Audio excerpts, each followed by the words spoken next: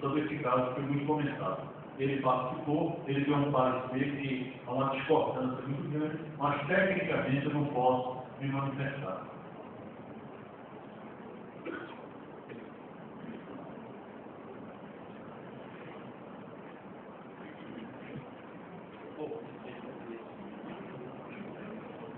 Olha.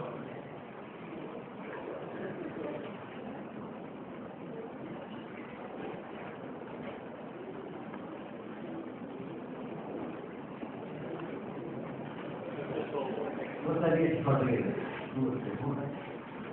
Primeiro, não me pareceu um instante que foi questionado a época, que o suicídio de um tiro nessa região, não na cabeça, como seria o mais provável, e, na sua experiência, qual seria mais comum, se seria realmente suicídio com tiro na cabeça ou tiro com tiro?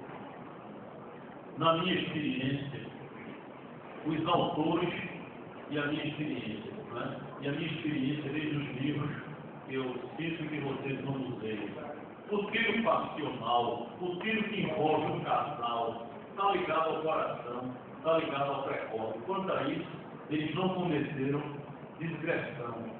O homem, ele se mata no segmento cefálico, quando é por questões financeiras do negócio, mas no clima afetivo, no quadro afetivo, o pré-córteo. Então, as regiões eletivas para suicídio, o pré-córteo, a têmpora, o segmento cefálico, a boca, então são áreas. Agora, no passional, onde envolve o afeto, onde envolve o amor, o pré-córteo, a região mamária, sempre tem uma incidência alta. Claro que pode acontecer também. Agora, eu citei exatamente os locais eletivos. Boca, têmpora e coração, na minha experiência e apoiado pelos autores.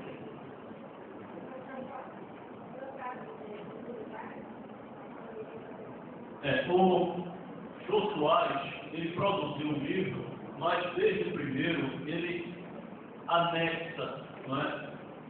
História com E, na verdade. Então, o suicídio de Getúlio não era um homem de abandonar o poder. Não é?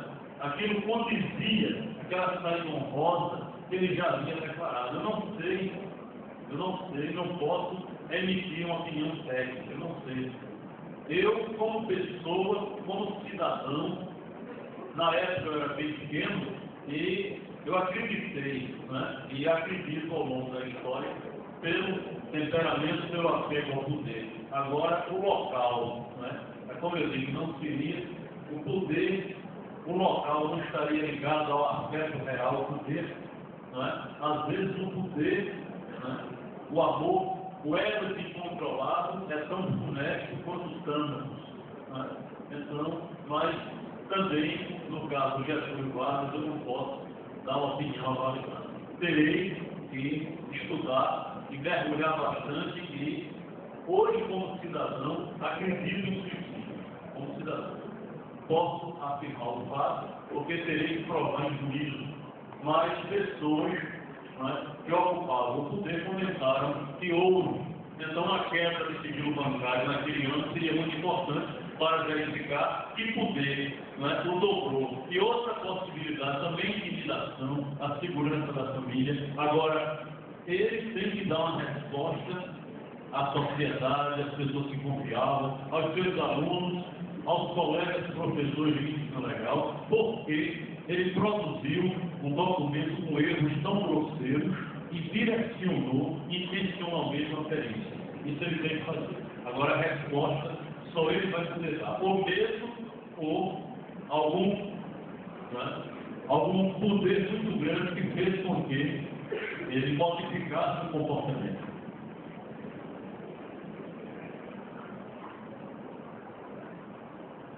É com muito orgulho que eu sou advogado em Jardim, formado nessa casa, atuo principalmente na área criminal, mas infelizmente é com muita dor no coração, com muito sofrimento, que eu digo que eu não creio na justiça.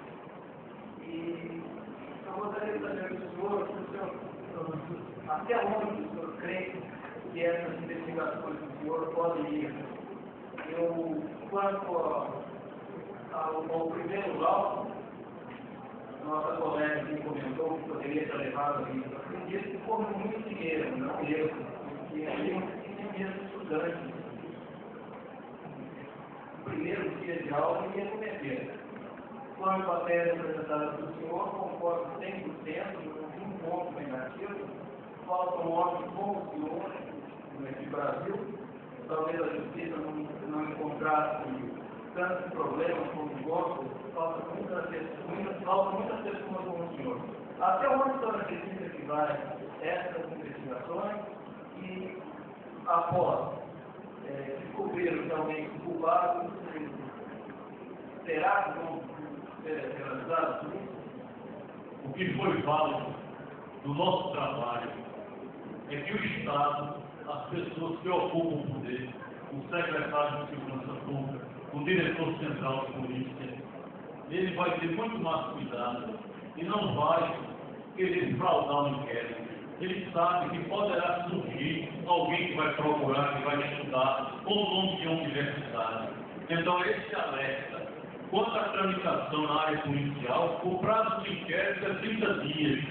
Veja, né, como desde junho de 96, e a que custa, talvez, quando chegar no judiciário, tenhamos um caminhar mais ético, ou tenhamos um caminhar de amizade, um caminhar de companheirismo, um caminhar de troca de favores. Mas é como se diz, eu fiz a minha parte. E tem uma coisa que eu não contei a vocês ainda. Ainda há o perigo de me ser imputado até a autoria desse caso terceiro, só o que falta. Porque de 2 em 2 meses eu me apresento a um juiz lá em Maceió. Quando houve a suspensão do julgamento médico, mas eu tive aconselhado, porque para provar a exceção da verdade. E juiz é muito difícil, principalmente sem o julgamento médico. Então, o advogado de São Paulo, que me defende, diz, olha, é melhor você concordar com a suspensão por 2 anos. E eu sou obediente, eu cuido da medicina legal, mas a parte jurídica, quem cuida são os advogados, eu tenho que concordar. E na concordância, eu não posso sair da lagoa por mais de tantos dias sem dar assistência ao juiz, para o cidadão de bem, para o professor universitário, para o homem de vergonha. Isso é uma humilhação. Mas eu aceitei, me prendam, façam o que quiser, mas a indignidade que produziu, eu não vou parar, e continuo enquanto vida tiver. Então eu tenho certeza que se acontecesse em outro local, surgiriam pessoas que fariam a mesma coisa. Agora eu tenho que acreditar na minha justiça. Tem homens íntegros, tem grandes nomes.